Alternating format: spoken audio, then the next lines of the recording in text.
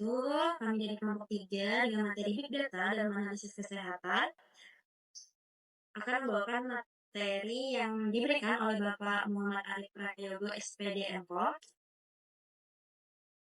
di mana anggota kelompok kami ada Salma, Ramika, Dela, dan juga Dila. Kemudian untuk daftar isi dari makalah kami sendiri itu pertama ada pendahuluan, tinjauan pustaka, hasil dan pembahasan, dan juga penutup.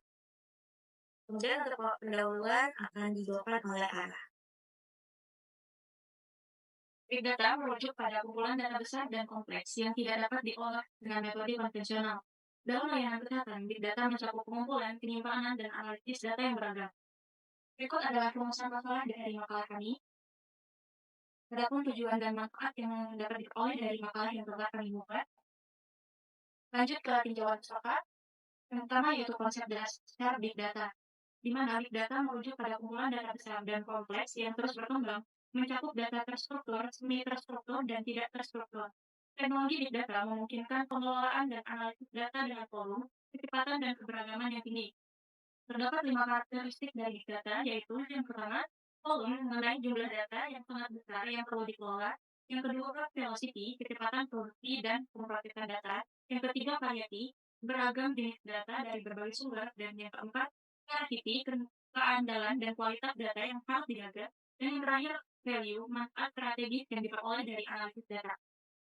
Selanjutnya ada sejarah dan perkembangan Big Data. Big Data dimulai pada tahun 1663, di mana John Grout mencatat bahwa di sini adalah sejarah lahirnya statistik. Kemudian dilanjut pada tahun 1883, peneliti Herman menciptakan mesin komputasi. Kemudian pada tahun 1937, adanya proyek besar pertama oleh administrasi yang dilaksanakan di AS yang berguna untuk melacak kontribusi 26 juta orang menggunakan mesin Hall-Puynskat. Kemudian pada tahun 1943, adanya mesin pengolah data pertama yaitu Colossus. Lanjut pada tahun 2009, di sini pemerintah India memindai biometrik dari 1,2 M penduduk. Di sini juga lahirnya biometrik terbesar di dunia. Pada tahun 2011, adanya laporan yang menyatakan bahwa Amerika Serikat ini menghadapi kekurangan 140.000 hingga 190 ilmuwan data dan 1,5 juta manajer data pada tahun 2018. Lalu pada tahun 2013, adanya peluncuran Docker yang diluncurkan menggunakan perangkat lunak kontainer open source. Lalu pada tahun 2015, Google dan Microsoft ini memimpin pembangunan data center secara masif untuk mendukung kebutuhan big data itu sendiri.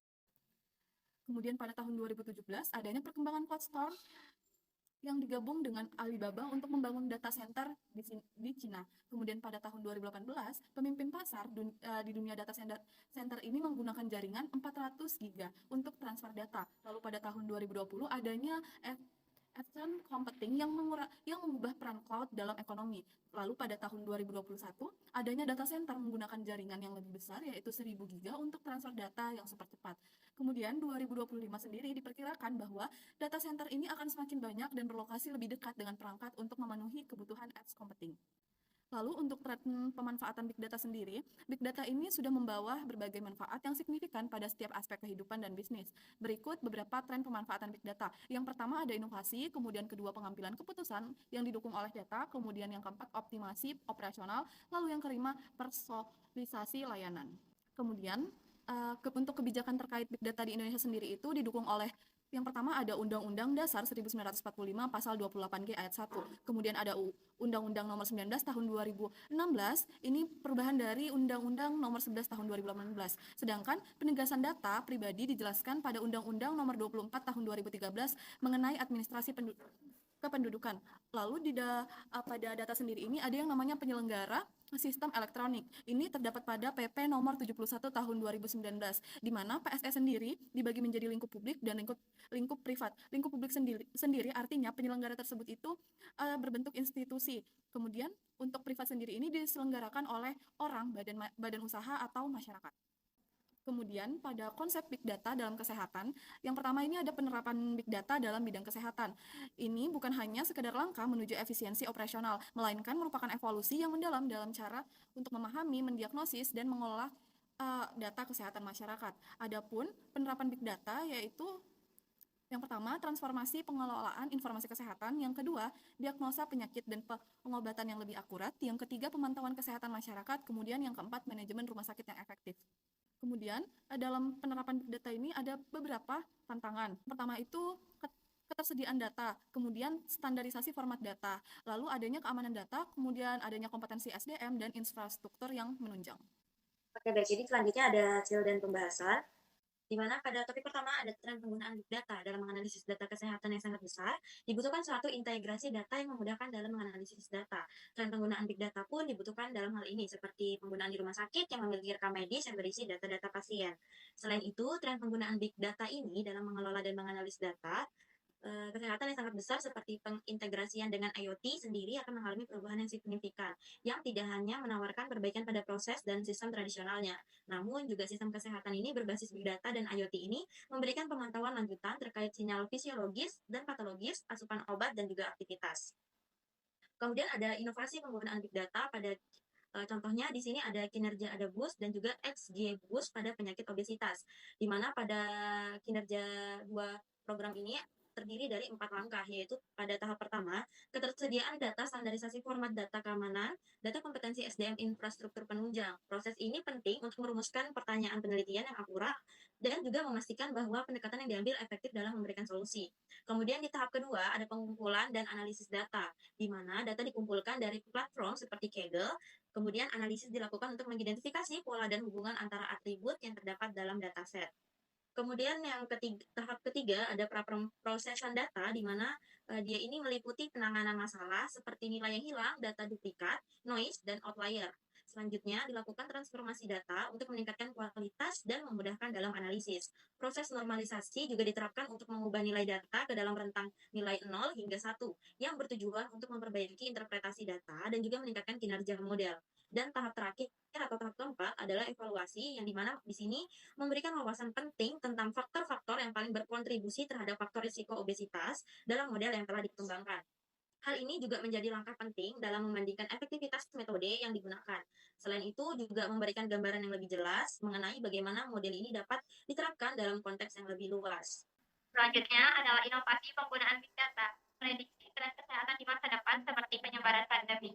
Big data sendiri berperan untuk memprediksi tren kesehatan di masa depan, yang mendeteksi secara dini penyebaran epidemi dengan banyak informasi secara online tentang gejala penyakit menggunakan media sosial seperti Google dan Twitter. Selain itu juga berperan penting dalam pengembangan kedokteran presisi yang berbeda dari pendekatan pengobatan tradisional. Selanjutnya ada analisis data real time untuk pengambilan keputusan cepat di fasilitas kesehatan. Salah satu contohnya adalah e-government, yaitu penerapan teknologi dalam pelayanan publik yang menunjukkan komitmen untuk meningkatkan efisiensi dan efektivitas pelayanan. Layanan kesehatan berbasis data adalah contoh konkret dari bagaimana teknologi ini dapat digunakan secara kompleks. Secara keseluruhan, potensi big data menciptakan inovasi dan meningkatkan kualitas layanan kesehatan yang sangat besar asalkan dikelola dengan baik. Kesimpulan pada makalah kami ini yaitu pertama, konsep big data dalam sektor kesehatan melibatkan pengolahan dan analisis kumpulan data besar dan kompleks dari berbagai sumber seperti rekam medis elektronik dan perangkat IoT. Yang kedua, itu big data memberikan manfaat signifikan dalam meningkatkan kualitas layanan kesehatan, yaitu memungkinkan penyedia layanan untuk mengambil keputusan lebih cepat dan akurat melalui analisis mendalam. Yang ketiga, implementasi big data di bidang kesehatan menghadapi berbagai tantangan, di antaranya ketersediaan data, terutama jika data lama tersimpan dalam format yang tidak terstandarisasi. Dan yang terakhir, pengembangan big data dalam pelayanan kesehatan menunjukkan bahwa teknologi ini dapat secara signifikan meningkatkan efisiensi dan efektivitas pelayanan. Selanjutnya ada saran, di mana saran yang kami berikan terhadap makalah ini untuk mengoptimalkan penerapan big data di sektor kesehatan, penting untuk fokus pada peningkatan keamanan data pasien dengan enkripsi dan kepatuhan terhadap regulasi yang berlaku. Selain itu, investasi dalam infrastruktur teknologi yang mendukung pengolahan dan analisis data besar seperti penyimpanan cloud dan alat analitik harus diperhatikan. Standarisasi format data juga diperlukan agar informasi dari berbagai sumber data dapat diintegrasikan secara efektif. Pengembangan sumber daya manusia dalam bidang analitik data dan juga pemrograman sangat penting, serta juga kolaborasi antar institusi untuk mengatasi tantangan integrasi data dan juga mendorong inovasi. Terakhir, pemantauan dan evaluasi secara terus-menerus perlu dilakukan untuk memastikan keberhasilan implementasi dari big data dalam sektor kesehatan. Pustaka kami, dan terima kasih.